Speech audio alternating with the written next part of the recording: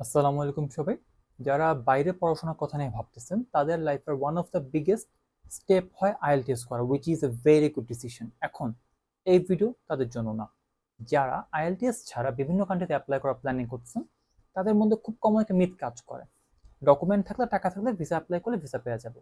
99% country যেখানে আপনার IELTS নাই সেখানে আপনাকে ইন্টারভিউ কিন্তু মাস্ট নিবে। এখন এই ইন্টারভিউ নিয়ে কথা বলতে গেলে স্টুডেন্ট ফার্স্টে ভয় পায়, আমি তো ইংলিশে কথা বলতে পারি না, আমি তো এই আমি তো সেই।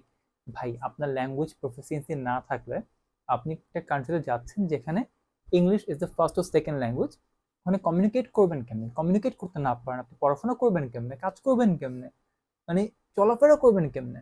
সো এই কথাগুলো আমি কেন বলতেছি, আমি অনেক ফাইলস পাই যেখানে আমি দেখি যে স্টুডেন্টের আইএলস নাই, একাডেমিক ব্যাকগ্রাউন্ড খুব একটা স্ট্রং না, হয়তো ফিনান্সিয়াল ব্যাকগ্রাউন্ড কোনো রকম একটা আছে, কিন্তু তারা কমিউনিকেশন ভালো না।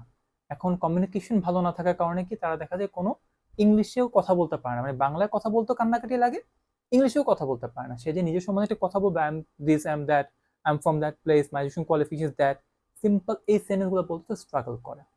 এখন সলিউশনটা কি? যারা বাইরে যাওয়ার নিয়ত করতেছেন যে I want to go abroad, তারপর মালয়েশিয়া, দুবাই, চায়না কোথাও যাবেন, আপনার আইএলটিএস কম্পালসরি কান্ট্রি না। ইন্টারভিউ প্রিপারেশনটা আগে থেকে নেন। ইন্টারভিউ প্রিপারেশন না থাকে আপনি অ্যাম্বাসিতে বলবেন কি, ভাই improve your spoken English level, that will help you a lot.